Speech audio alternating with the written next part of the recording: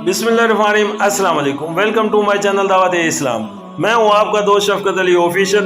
उम्मीद करता हूं कि आप सब लोग ईमान के आला दर्जे पे होंगे। सूरतुल निसा की आयत नंबर 116 का तर्जुमा, अल्लाह के यहाँ बस शिर्क ही की बख्शिश नहीं है, इसके सिवा और सब कुछ माफ हो सकता है जिसे वो माफ करना चाहे। जिसने अल्लाह के साथ किसी को शरीक ठहराया वो तो गुमराही में बहुत दूर निकल गया। सूरतुल निसा आयत नंबर 144।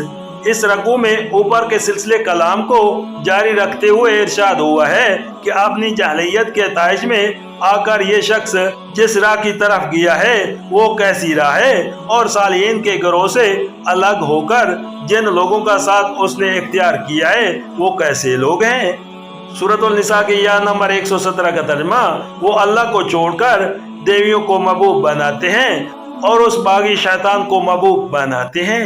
सूरतुल निसा हाशिया नंबर 145।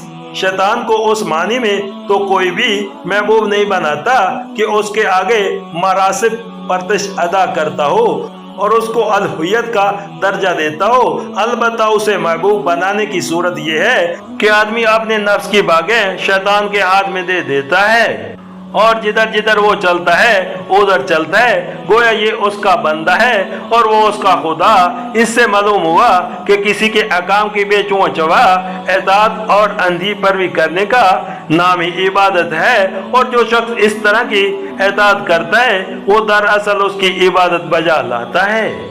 सूरतुल निसा की आयत नंबर 118 का तर्जुमा, जिसको अल्लाह ने लानत ज़दा किया है वो उस शैतान की इताअत कर रहे हैं जिसने अल्लाह से कहा था कि मैं तेरे बंदों से एक मुकर्रर हिस्सा लेकर रहूंगा।